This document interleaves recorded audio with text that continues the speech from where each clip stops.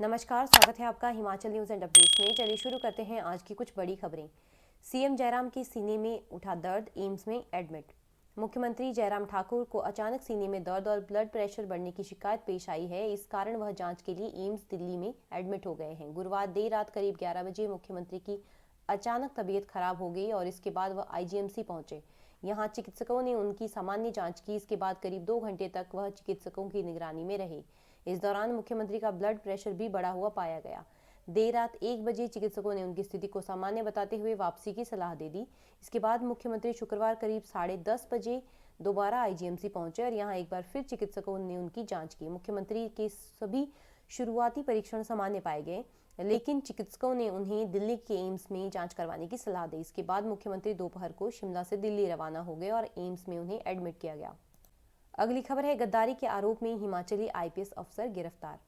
NIA की team ने शुक्रवार को हिमाचल से आईपीएस अधिकारी अरविंद दिग्विजय नेगी को प्रतिबंधित लश्कर-ए-तोयबा आतंकी समूह के एक ओवरग्राउंड वर्कर को गुप्त दस्तावेज लीक करने के आरोप में गिरफ्तार किया है। एनआईए अधिकारी पर देश से गद्दारी करने के लिए गंभीर आरोप लगे थे।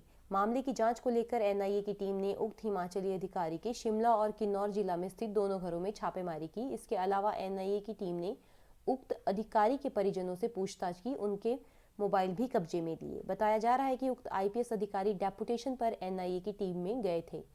हिमाचल से ताल्लुक रखने वाले उक्त आईपीएस अधिकारी पर अपने ही देश के साथ राष्ट्रद्रोह करने, धोखा देने और आतंकियों की मदद करने के आरोप में संदेह के घेरे में आए हैं।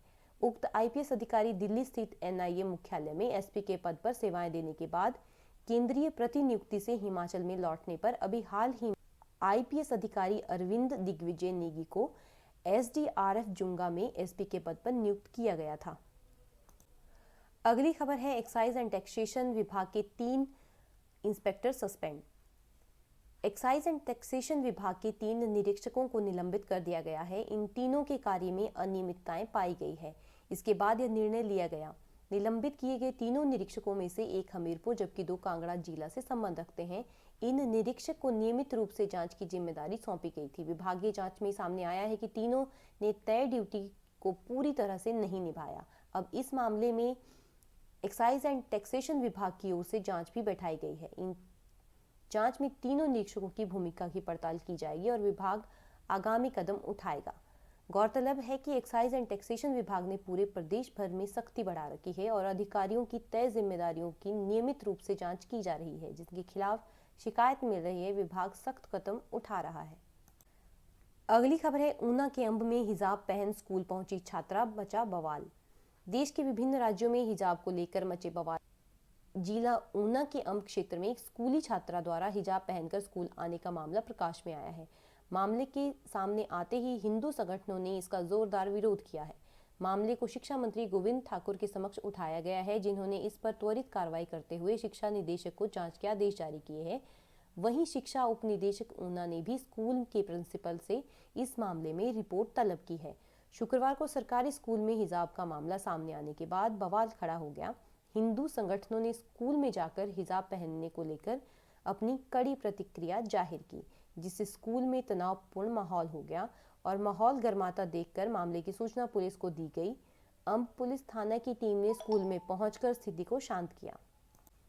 अगली खबर है, रेहन में रेलवे ट्रैक पर मिली लापता की लाश। पुलिस चौकी रेहन के अंतर्गत वरोह गांव के एक व्यक्ति की मौत होने का समाचार प्राप्त हुआ है। वरोह निवासी विकास शर्मा उम्र 23 वर्ष पुत्र राजकुमार, जो कि 11 फरवरी से घर से बिना बताए कहीं चला गया था तथा उसके परिजनों ने पुलिस चौकी रेहन में गुमशुदगी की रिपोर्ट भी दर्ज करवाई थी। रेहन पुलिस चौकी प्रभारी ने बताया कि 11 फरवरी को विकास शर्मा के परिजनों ने पुलिस चौकी में रेहन में रिपोर्ट दर्ज कराई थी। उनका इकलौता बेटा विकास शर्मा घर से लापता है, जिसके चलते उन्होंने समस्त क्षेत्र में छानबीन शुरू कर दी थी। लेकिन आज लापता विकास शर्मा के पिता राजकुमार ने बताया कि पंजाब लुधियाना की रेलवे ट्रैक पर उनके बेटे विकास शर्मा का शव बरामद हुआ है।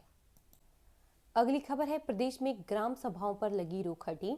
पंचायतों में कोविड संक्रमण के कारण ग्राम सभाओं पर लगाई गई रोक हटा दी गई है। पंचायती राज विभाग द्वारा ग्राम सभाओं पर रोक हटाने को लेकर आदेश जारी कर दिए गए हैं।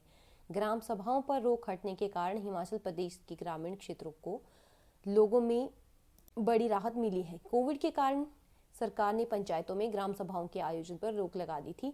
कोविड संक्रमण थमने के बाद प्रदेश में सरकार ने सभी तरह की बंदिशों को हटा दिया था, लेकिन ग्राम पंचायतों पर लगी रोक हटा नहीं पाए थे। ऐसे में अब इस बारे में सरकार की ओर से आदेश जारी कर दिए गए हैं कि पंचायतों में ग्राम सभाओं का आयोजन हो सकता है। अगली खबर है, प्रदेश में कोरोना के 285 केस और एक की मौत। प्रदेश में शुक्रवार को कोरोना के 285 नए मामले सामने आए हैं, वहीं एक व्यक्ति की मौत हुई है। यह मौत शिमला जिला में हुई और इसके साथ ही प्रदेश में कोविड से मरने वाले 4072 पहुंच गया है। कोविड के नए मामलों में बिलासपुर, चंबा, हमीरपुर, कांगड़ा, किन्नौर, कुल्लू, लाहौल स्पीति, सोलन, ऊना, शिमला और मंडी में एक्टिव केस आए हैं। इनमें बिलासपुर में 153, चंबा में 180, हमीरपुर में 256 और कांगड़ा में 553 सबसे ज़्यादा केसेस हैं। सोलन में 170 और ऊना में 205 एक्टिव केस हैं।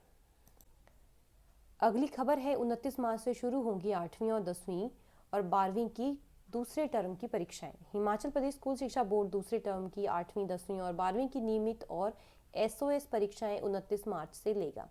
स्कूल शिक्षा बोर्ड ने प्रस्तावित डेटशीट जारी कर दी है। 8वीं 10वीं कक्षा की नियमित और SOS से संबंधित परीक्षाएं सुबह 8:45 से 12 बजे तक हो। 12वीं की परीक्षाएं दूसरे सत्र में दोपहर 1:45 से शाम 5 बजे तक होगी। 8वीं की SOS की परीक्षाएं 29 मार्च से 9 अप्रैल तक होंगी। वहीं 10वीं की नियमित और SOS परीक्षाएं 29 मार्च से लेकर 11 अप्रैल तक प्रस्तावित रहेंगी और 12वीं की नियमित और SOS की परीक्षाएं 29 मार्च से 20 अप्रैल तक होंगी।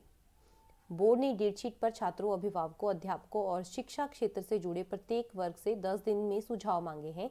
संबंधित वर्ग अपने सुझाव बोर्ड की ईमेल पर भेज सकता है। तो ये थी आज की कुछ बड़ी खबरें।